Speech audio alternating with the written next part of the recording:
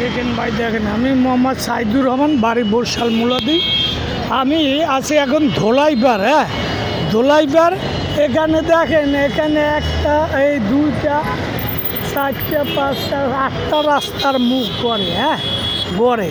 এখানে 24 ঘন্টা জাম থাকে। দেখেন ভাই, এখানে আবার এই এই রাস্তা এই রাস্তারগুলি মোড় তো আছেই, এরপর আবার এই দেখেন টঙ্গিপাড়া এক্সপ্রেস, এরপর এই কাউন্টারগুলি দিয়েছে, মানে আরও যাতে জাম থাকে এইটা পরিষ্কার। কাউন্টারগুলি কিন্তু সামনে দেওয়া যেত, কিন্তু এই যেখানে এই মোড়ে জাম সেখানে এই কাউন্টারগুলি দিছে।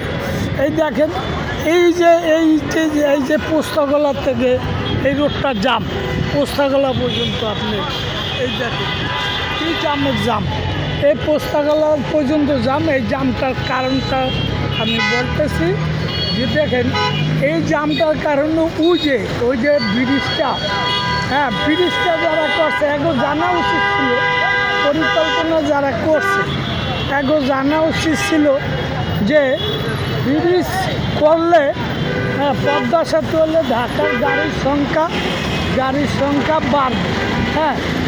বাড়বে। বাড়লে আমাদের কী করা উচিত?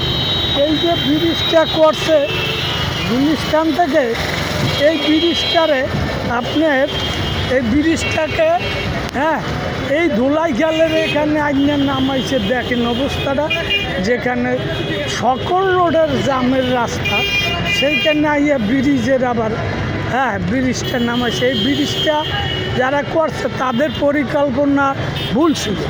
তারা যদি এই ব্রিজটা এখানে নামাইয়া বেশি না, আধা কিলোমিটার দূরে যাইয়া এই মুরাদপুরের এখানে নামাইতো, তাইলেও এখানে যানজট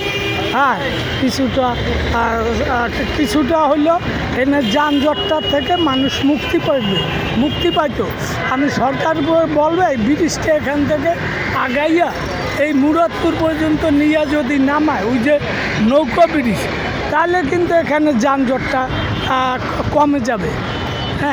তাই এইটা যেন সরকার ভাবে, এই চিন্তা ভাবনারা করে। আগের সরকার ভুল করে গেছে, তাদের পরিকল্পনা ভুল। এই দেখেন কত জাম, ব্রিজ থেকে নামেও জাম। এই দেখেন ব্রিজ থেকে নামেও শান্তি নেই।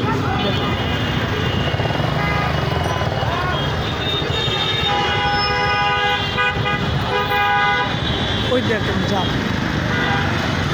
এই দেখেন জাম, আমি দেখাইতেছি আপনারা।